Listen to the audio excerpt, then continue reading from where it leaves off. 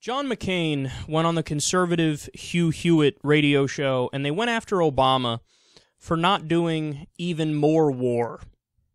But what is the president? Is he out of his mind? They are killing by the thousands of people in Iraq and Syria and soon Libya and Jordan. I don't like to analyze people's psychology, but the fact is, the president came to the presidency to get us out of conflict, no matter what.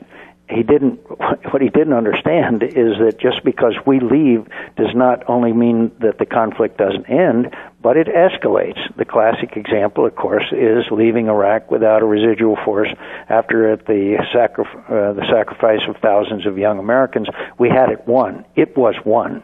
And he pulled everybody out, and unfortunately Lindsay and I predicted, and Joe Lieberman predicted exactly what was going to happen. I mean, a classic example is delusion. He said there have been 5,000 sorties. Did you hear that? Yes, I did. Yeah. Do you know what percentage of them returns without dropping a weapon? No, I don't. 75%. Wow.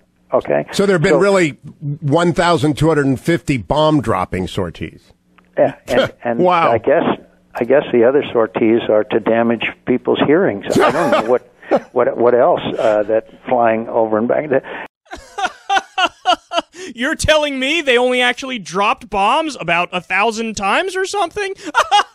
Pussies! Why don't you bomb more? 75% of the time you come back without having dropped a bomb? Why are you such weak bitches? Perhaps, John, they didn't find the targets they were looking for. They didn't have good intelligence to know they're really getting the bad guys, so they didn't want to kill more civilians. So they're like, okay, well, we can't, blow anything up now because it wouldn't make sense to do it, so they came back.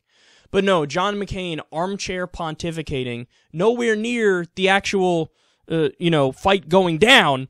He knows better. Yeah, he knows. That, yeah, the reason why 75% of the planes didn't drop bombs is because they had, stage fright or something, They're just weak is what it is. Because Obama told them to stand down because he doesn't want to kill ISIS people, you know what I'm saying? That's probably it.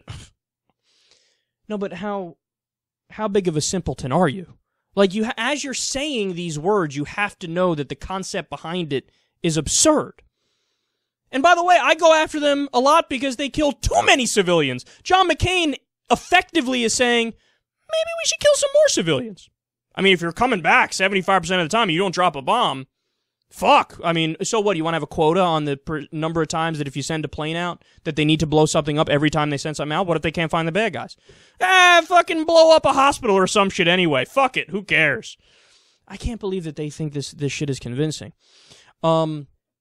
And I don't know if you caught it there, but he said, Iraq was won. Then, of course, Obama lost it. Yeah, I know, man. I know. This is the revisionist history that we've been getting ever since Obama was elected. Under George W. Bush, Iraq was great. It was fantastic. It was like a utopia. They were opening Disneyland, and they had fantastic restaurants, good Italian food. I ate there with my family. It's great. No, Iraq was not won. It was not in a good position when Obama came in there. It was a clusterfuck from day one. And by the way, he makes it seem like, Obama thought that if you pull out, everything is going to be fucking puppies and rainbows and roses. No, John, we all understood that the region was going to go to shit. But the question is, what do we do about it? And people like myself have said from day one, well, no matter when we leave, whether it's now, 10 years from now, or 100 years from now, it's always going to go to shit when we leave, so you got to rip the Band-Aid off quick and stop wasting our money in the process and stop wasting American lives in the process. Why should I ask some poor kid from Wyoming or Idaho to go die in the middle of a fucking Sunni-Shia conflict in Iraq, a country that didn't even fucking attack us? It wouldn't make any sense to do that. It's not logical to ask somebody to do that. But see, he's like, no, I just want to stay there because I want to stay there. And that really is what their answer is. Because, I mean, Lindsey Graham, we covered the story from Lindsey Graham. He said it quite literally at one point. He's like, no, you don't leave. He said that. He's like, well, yeah, you go in the Middle East, you don't leave, you stay there. So your answer is fucking occupation. Then people fire back and they're like, well, so you still got troops in, Japan stuff and, Germany. So why wouldn't we want to stay in, like, Iraq? Yeah, my answer is, let's get out of all of those fucking places. We can't turn the fucking water on in Detroit. We can't turn the water on in Detroit, but we have all this money to set up a fucking base in Botswana. I don't give a fuck about the base in Botswana. Bring the troops home.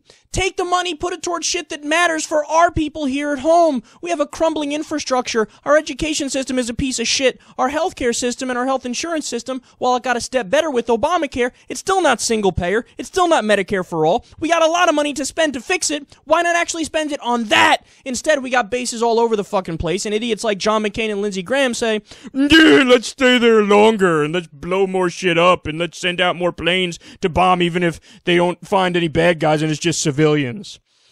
No, but see, John, your ideology is the problem. And understand something, tough guy. The American people do not agree with you. So don't pretend. He always pretends like he's speaking for some sort of silent majority that's on his side. Like, oh yeah, people want to fight in Syria. People want to fight in Iraq. People want to fight in Afghanistan. People want to fight in Iran, which is the next place that he's trying to get involved with. And I'm speaking up for them. No, but they don't want that, John. They don't want that. Look at the fucking polls. The polls are crystal clear. It's not even close. It's not even close. Look at the last time they tried to do an intervention in Syria. It was like 17% of the American people that said, okay, fine, let's do it. Only 17%. And you're out there like, yeah, let's get involved everywhere. Let's do it. That makes sense. I'm with the people. No, you're not. No, you're not. You know who you're with? The defense industry. That's who you're with. And shock, they give you a lot of fucking money. And it turns out you just happen to go out there and always argue for more war. Jeez. So, John, I want you to understand, son, it's time to step down. Okay, you had your run. You were good on the issue of torture. I salute you for that, and I mean that. But, of course, the reason why he was so good on it is he was tortured till he realizes how bad it is. Well, maybe you should extend that understanding and open-minded position to other areas as well, to other issues as well. Like perhaps maybe it's intelligent to not continue to go down this road of endless war.